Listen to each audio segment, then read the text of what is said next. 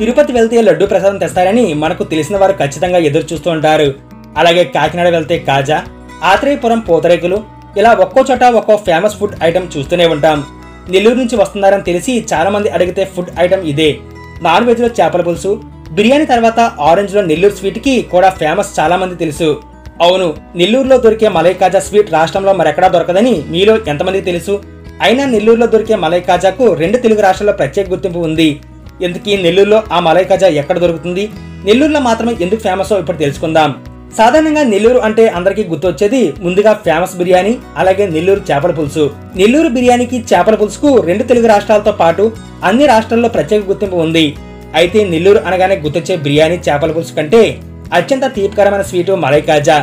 నెల్లూరు అనగానే చాలా మందికి మలై కాజా అంటే వినలేని ప్రీతి. అందులోని నెల్లూరు నగరంలో జైహింద్ స్వీట్ షాప్ లో దొరికే మలై కాజాకు 2 తెలుగు రాష్ట్రాలతో పాటు దేశ విదేశాల్లో మంచి గుర్తింపు ఉంది.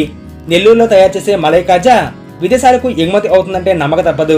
ఎందుకంటే ఇక్కడ మలై కాజా అంత ఫేమస్. మరి జైహింద్ స్వీట్స్ కు ప్రత్యేక గుర్తింపు ఉంది. దాదాపు 40 నుంచి 50 ఏళ్ల క్రితం ఇక్కడ జైహింద్ స్వీట్స్ ఏర్పాటు చేశారు. నగరంలోని ట్రంక్ రోడ్ లో చిన్న స్టాల్లో ఏర్పాటు చేసిన ఈ స్వీట్ దుకాణం నేడు 2 తెలుగు రాష్ట్రాలతో పాటు దేశ విదేశాల్లో ప్రఖ్యాతిగాంచింది. ఇక్కడ దొరికే మలై కాజా అంత ఫేమస్. మరి